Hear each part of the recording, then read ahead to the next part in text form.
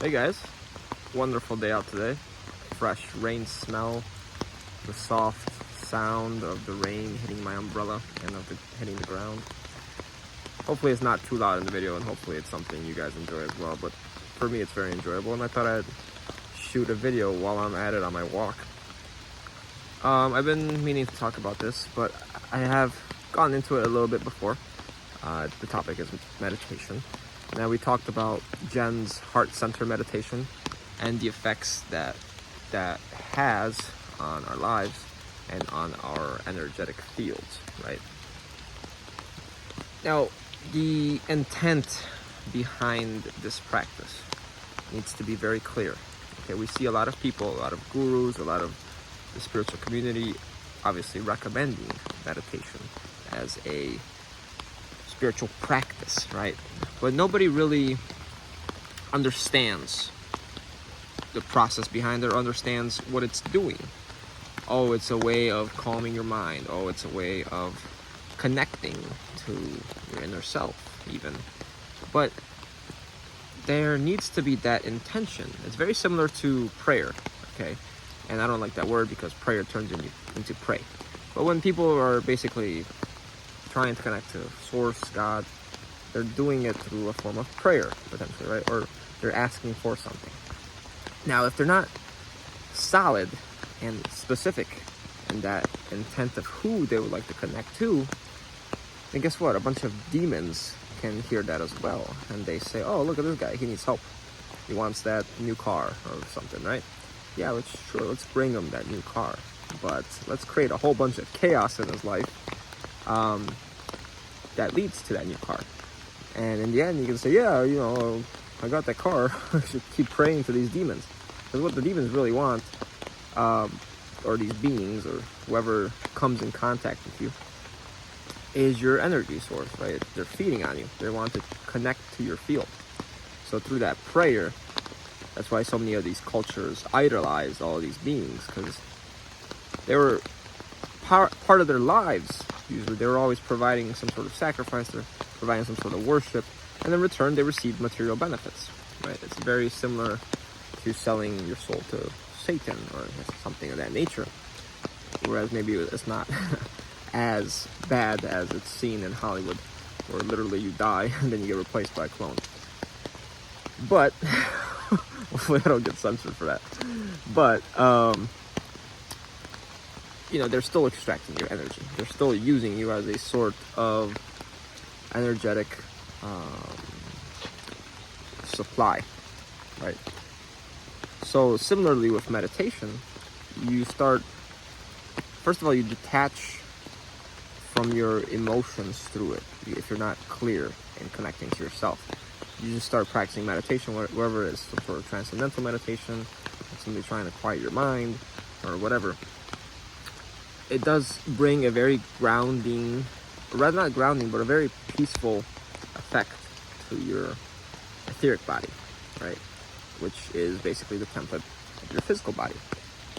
But what is really happening is very similar to yoga, actually, is that peace comes with a sort of ignoring and detachment from the turmoil happening in your emotional body. So what happens is essentially you disassociate, although it's not that bad, but you start tapping into maybe a clearer resonance of yourself. Oh, 1 second. Rain's getting to my camera. So that being said, you can actually end up avoiding your true self because you're meditating too much. You're not becoming in tune with all the desires and passions still present in your astral body because you're actually suppressing everything. Now, many people, and I've done this myself, and I still try to keep up with this practice, but it's not, let's say, as high of a priority as I had it before. Because a lot of these gurus, they recommend, you pray or meditate every single day, you practice your yoga, you do your yoga for 4 hours.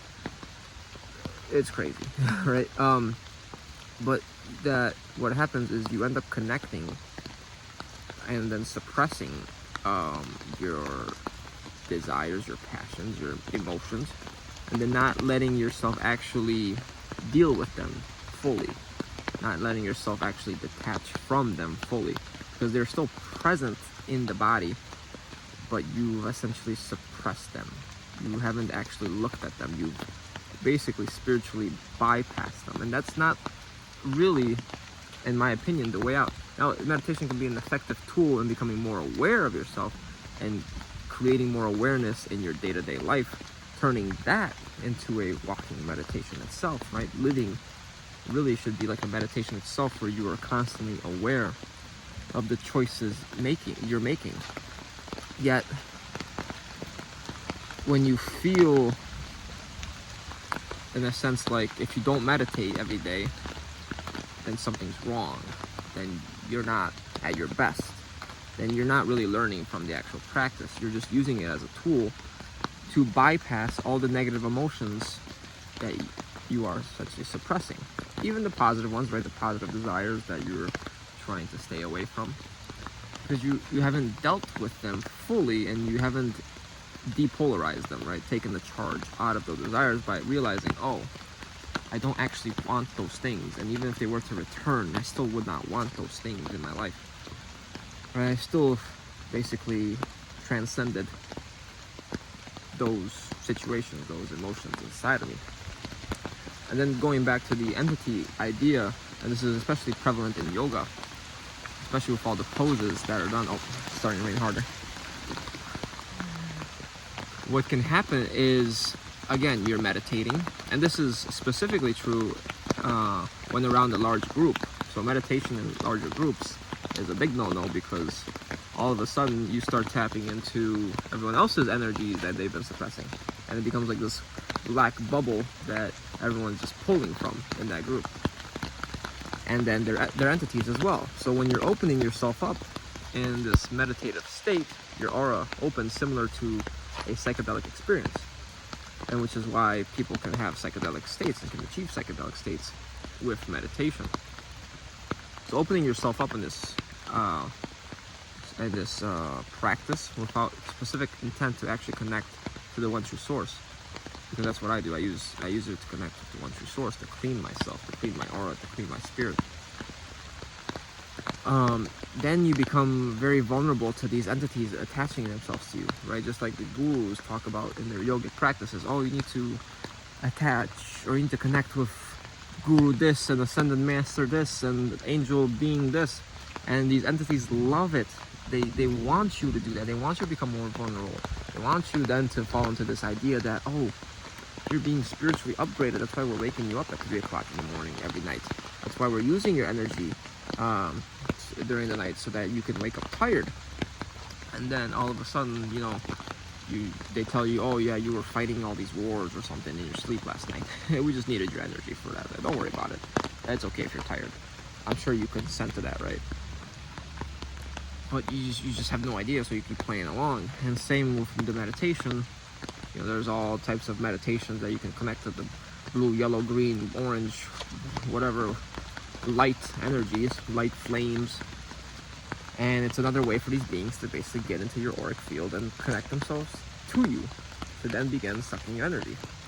And these gurus, they have no idea, but what they're doing is serving all these parasitic entities, throwing their energy, which they then get from other people that worship these gurus and do their yogic practices or whatever, to then facilitate these nirvanas for these entities in the astrals, right? These entities then use that energy and create their own little fantasy worlds that they can do whatever they want in, and basically be hedonists.